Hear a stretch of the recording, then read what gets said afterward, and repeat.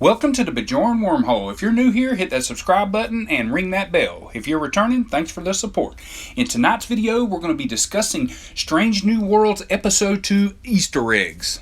In almost every way, Children of the Comet proves that Strange New Worlds wasn't kidding around about doing an episodic, self-contained story of the week, old-style Star Trek format. Although the episode continues the emotional arcs of Pike, Spock, and Uhura, as well as introducing Hammer and taking Sam Kirk on an away mission. The basic story itself is all wrapped up by the end. It's a classic Trek tale of miscommunication and finds our Starfleet crew challenging their preconceived notions about faith and the basic nature of how aliens would try to talk to us. It's also an episode steeped in Trek lore, Easter eggs, and callbacks. If you look close enough, everything from Captain Kirk's favorite booze to something Picard was trying to steal back is referenced in this one. Here's every Easter egg and reference we caught in Children of the Comet.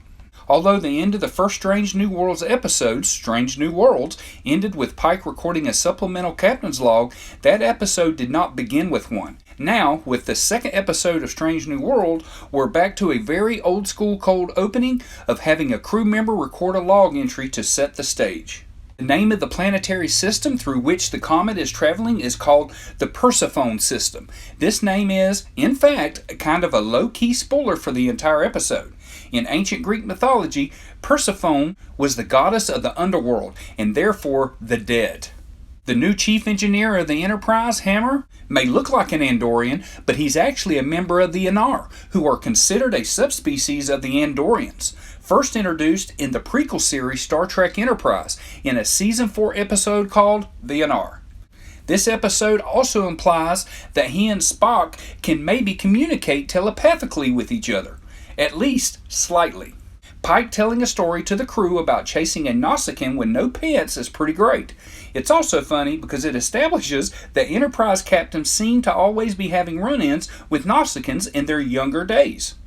In the famous TNG episode Tapestry, we learned that a young ensign Jean-Luc Picard got into a bar fight with some Nausicaans, which resulted in him getting stabbed through the heart. Pike kids about having different jobs and jumping from different departments. This seems to be an inside joke connected to the fact that Una is both the first officer of the Enterprise but also occasionally the ship's helmsman. In the Cage, this dual role seems standard, but now in Strange New Worlds, it seems that Ortega's is the default flight controller, which would probably make Una the navigator or the ops officer.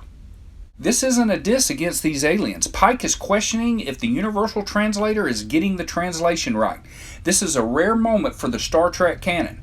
We generally accept that the conceit of Trek allows for instant communication with other aliens through a highly advanced language thingamabob called the universal translator, which is built into pretty much everything. However, as we learned in several of the shows, most famously in TNG's Darmok, just translating the words doesn't mean you always can derive meaning. I hope you enjoyed this video. Let me know what you think in the comments section. If there was some other clues or Easter eggs that you saw in episode 2, let me know them in the comments section. Thanks for watching. Hit that subscribe button, and we'll see you next time.